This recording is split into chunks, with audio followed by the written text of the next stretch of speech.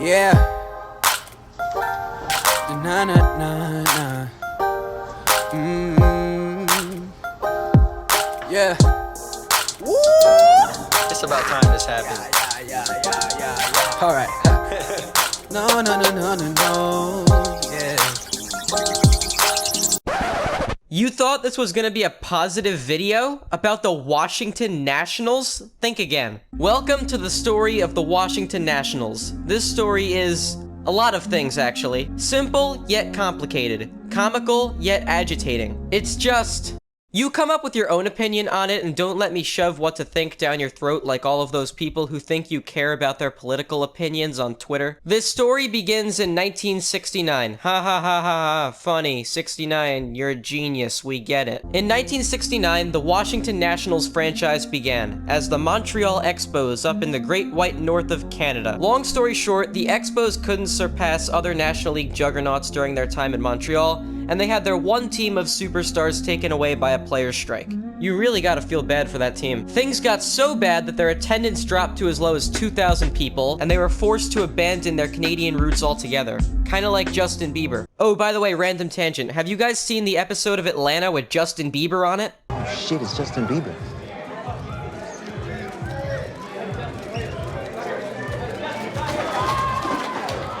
Imagine being the fans of the first team in your country, and then the team relocates for the capital of the country right next to you and calls themselves the Nationals. I hope you see the irony in that. But when the Nationals first went into existence, they lazily stole the logo for Walgreens, featured cameos of stars from other teams, and put up with the most hilarious train wreck in baseball history, Nyjer Morgan. He's charging the mound, Morgan's coming after him, and the Marlins are pummeling him! Oh, and then he started calling himself Tony Plush in Milwaukee. The Nationals somehow struck gold and performed poorly enough to draft the two most hyped draft prospects ever. Neither of the two was even a risk, and they each became immediate superstars the literal second they came up to the big leagues. 2012 saw the Nationals make the playoffs for the first time ever. How'd that go, by the way? They only blew a 2-run lead 1 out away from advancing to the NLCS in a winner-take-all Game 5, and lost to a Cardinal team of nobodies that once again pulled success out of a magician's hat. Oh, and they shut down their best pitcher entirely before the playoffs. After a disappointing 2013, the Nationals returned to the playoffs in 2014, where they were steamrolled by the Giants en route to a World Series championship. Their fans can't seem to forget the mess that was that particular series. And neither can Giants pitcher Hunter Strickland. This year, and has done a great job. And Hunter Strickland, now here we go. Harper's charging the mound.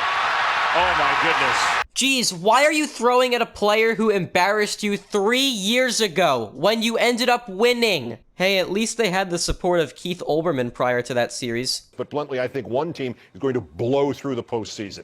They might lose no more than 4 or 5 games in October. That team?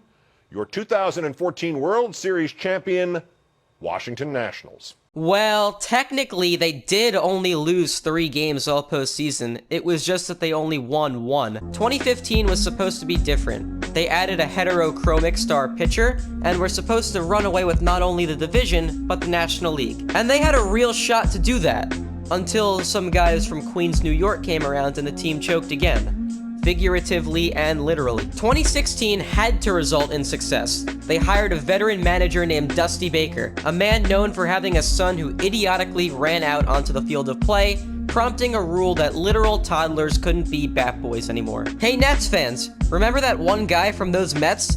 Let's sign him and have him travel back in time to poach Hank Aaron's hitting talent Space Jam style. And the team did instantly rebound from that 2015 season by returning right back to the playoffs. The third time is a charm, right? They can't lose in the first round again, right? Right? Do I even need to explain what happened in this one? The following year, the Nats were back. After starting off the season with the fatal flaw of having a bullpen equivalent to a blobfish with Ebola, they actually acquired relief pitchers capable of throwing a baseball into a catcher's mitt. So I'll admit, I predicted them to win the 2017 World Series at various points throughout the year. In hindsight, I was a complete moron to pick them to win a World Series when they can't even win a playoff series in general. What do you think happened when the Nationals played the defending champion Chicago Cubs in the 2017 NLDS? Here it comes. He struck him out. And the Chicago Cubs, their quest to repeat. Yeah, you probably expected this, but how'd they get there this time? They were like, remember when Clayton Kershaw came in and got the save in the deciding NLDS game last year? Let's try to do the same thing with Max Scherzer on more rest than Kershaw had. But Max will completely forget how to pitch and it'll cost us dearly. Awesome! He's in the dirt. Snap throw back. You usually hear a reaction, just nerves.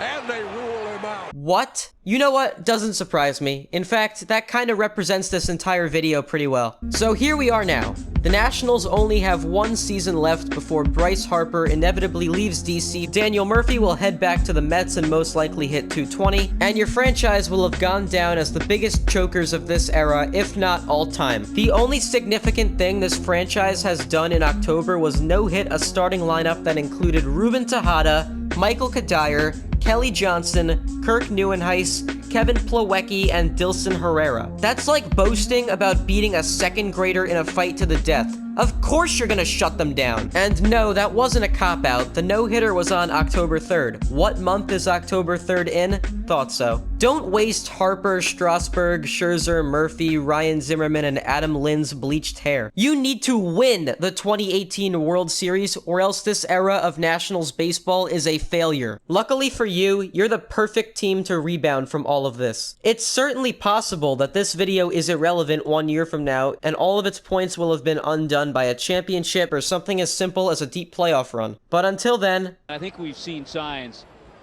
Whoa! A wild pitch. That one goes into the seats. Look out. Section 123. All right, in unison, just a little outside. I call the shots, I run the balls, I'm Michael Jordan. Hit it with a little bit of push and a little bit of pull when the goddamn mic recording. I bring the heat, I rep the east, I'm like the Celtics. I don't even know what to do with the gold that I get, bitch, I'm Michael Phelps. I'm like LeBron, I get the gold, I'm Sherry Khan, yo, Kerry Bronze. I'm Randy Moss, I'm Mary Khan, my game on Royce, I'm Barry Bonds.